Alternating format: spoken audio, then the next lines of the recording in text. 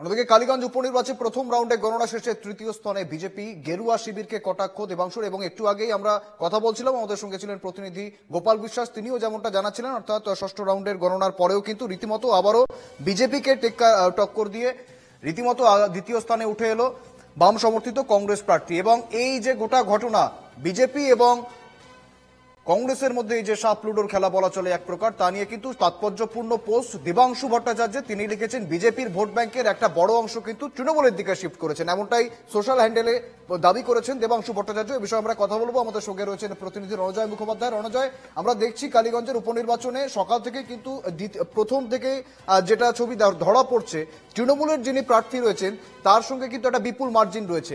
লড়াই হচ্ছে দ্বিতীয় স্থান দখল করার। কোনো সময় বিজেপি উঠে আসছে কোনো রাউন্ডের পর, কোনো রাউন্ডের পর বাম সমর্থিত কংগ্রেস প্রার্থী তিনি উঠে আসছেন দ্বিতীয় পর্যায়ে। এবং এই নিয়ে কিন্তু তাৎপর্যপূর্ণ পোস্ট দেবাংশুর। রণজয়, যতই সময় এগোচ্ছে ততই কিন্তু বিজেপি এবং কংগ্রেসের মধ্যে কারা প্রথম হবে এবং কারা দ্বিতীয় হবে এই নিয়ে একটা টানাপোড়েন শুরু হয়েছে, যেটা কিন্তু উপনির্বাচন আজকে এই উপনির্বাচনে যে ফলাফলটা দেখা যাচ্ছে সেটা কিন্তু গতবারের যদি লোকসভা নির্বাচনের নিরিখে আমরা দেখি তখনও কিন্তু সেই বিষয়টা ছিল না। এই মুহূর্তে যেটা আমরা দেখতে পাচ্ছি যে সপ্তম রাউন্ডের শেষে যদি ফলাফলটা ধরা যায়, এখনো পর্যন্ত এআইটিসি তৃণমূল কংগ্রেস 32,308 রয়েছে, বিজেপি 11,987 এবং কংগ্রেস হচ্ছে 13,144। সেখানে কিন্তু কংগ্রেস এগিয়ে রয়েছে অলমোস্ট 22% কংগ্রেস, যেখানে বিজেপি কিন্তু 20% এবং 56% প্লাস হচ্ছে তৃণমূল কংগ্রেস। এই জায়গা থেকে কিন্তু দেবাংশু ভট্টাচার্য তৃণমূল কংগ্রেসের আইটি সেলের চিফের যে গুরুত্বপূর্ণ মন্তব্য, যে যেভাবে এই নির্বাচনে বিজেপিকে ছাপিয়ে কংগ্রেস উঠে আসছে, সেই বিষয়টিকে দেবাংশু ইঙ্গিত করেছেন। বাম কংগ্রেস তাদের ভোট শতাংশ মোটামুটি ধরে রাখলেও বিজেপির হিন্দু ভোটের একটা বড় অংশ তৃণমূল কংগ্রেসে শিফট করছে। এবং এর যে কারণটা যে ব্যাকগ্রাউন্ডটা, সেটা হচ্ছে শুভেন্দু অধিকারী যেভাবে উগ্র এবং বিক্ষিপ্ত ভাবে হিন্দুত্ববাদকে সামনে নিয়ে আসছেন এই বাংলার সাধারণ মানুষ, শান্তিপ্রিয় মানুষ কিন্তু সেটা চাইছেন না। অর্থাৎ যারা হিন্দু ধর্মের মানুষ তারাও কিন্তু এই জায়গা থেকে তারা বিজেপিকে প্রত্যাখ্যাত করছে। শুভেন্দু অধিকারী বিরোধী দলনেতার উগ্র হিন্দুত্ব ধর্ম নিয়ে যে প্রচার এবং সেই জায়গায় তিনি যে ধরনের রাজনীতি করছেন, সেই বিষয়টা কিন্তু বিজেপির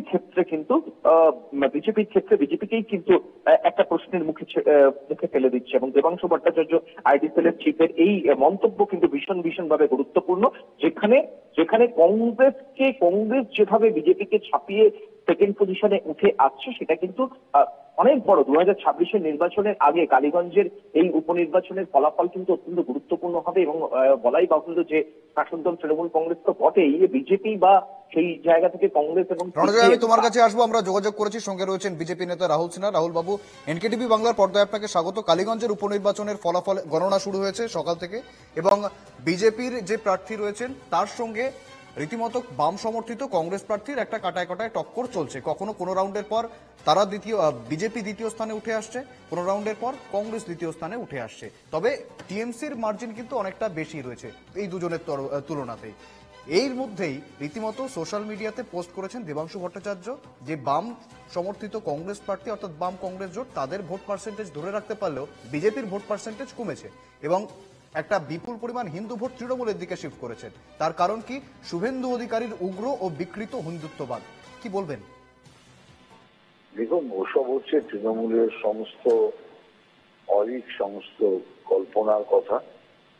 আসল কথাটা হচ্ছে বাস্তবে বিজেপিকে এবং হিন্দু ইউনিটিকে এত বেশি ভয় পাচ্ছে তৃণমূল কংগ্রেস, যে শুভেন্দু অধিকারীর এই বক্তব্যে তারা আরো ভীত সন্ত্রস্ত হয়ে এখন এই সমস্ত অপপ্রচার করার চেষ্টা করছে। ফলাফল পুরো এর পরেই বোঝা যাবে কালীগঞ্জের পরিস্থিতি কি, সেটা আমরা দেখব। তবে আমি মনে করি যে তৃণমূল যে অনেকটা ব্যাকফুটে আছে এই বিভিন্ন যে 2026-এর ইলেকশনকে কেন্দ্র করে, একটাই ওদের রাস্তা, যে কোনো মূল্যে ভোট দখল, বুথ দখল, মানুষের ওপর অত্যাচার, এই সমস্ত বিধি প্রদর্শন ছাড়া তৃণমূলের এবার পা লাগানোর কোনো উপায় নেই। কিন্তু রাহুল বাবু, এটা তো ফ্যাক্ট।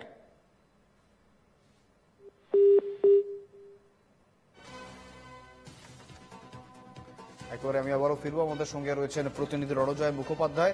রণজয়, যেমনটা জানাচ্ছিলে, এই জায়গাটা এটা কিন্তু ভীষণভাবে গুরুত্বপূর্ণ। এই যে কংগ্রেস সেকেন্ড পজিশনে চলে যাচ্ছে এবং সেভেন্থ রাউন্ডের শেষে আমরা যদি রেজাল্টটার দিকে একবার তাকাই, তাহলে যে চিত্রটা আমরা দেখব সেখানে কিন্তু বিজেপি প্রার্থীকে হারিয়ে কংগ্রেস তারা এগিয়ে যাচ্ছে এবং ইতিমধ্যেই যেখানে তৃণমূল 55% প্লাস তারা শতাংশের হিসেবে এগিয়ে রয়েছে, সেখানে বিজেপি এবং কংগ্রেসের মধ্যে কিন্তু একটা লড়াই চলছে এবং সেখানে সেভেন্থ রাউন্ডের শেষে আমরা যে চিত্রটা দেখতে পাচ্ছি যে পার্সেন্টেজের হিসেবে আইএনসি ইন্ডিয়ান ন্যাশনাল কংগ্রেস এগিয়ে রয়েছে 22%, যেখানে 2% কিন্তু বিজেপি প্রার্থীর ভোট তার থেকে কম রয়েছে, সেটা 20% মতো।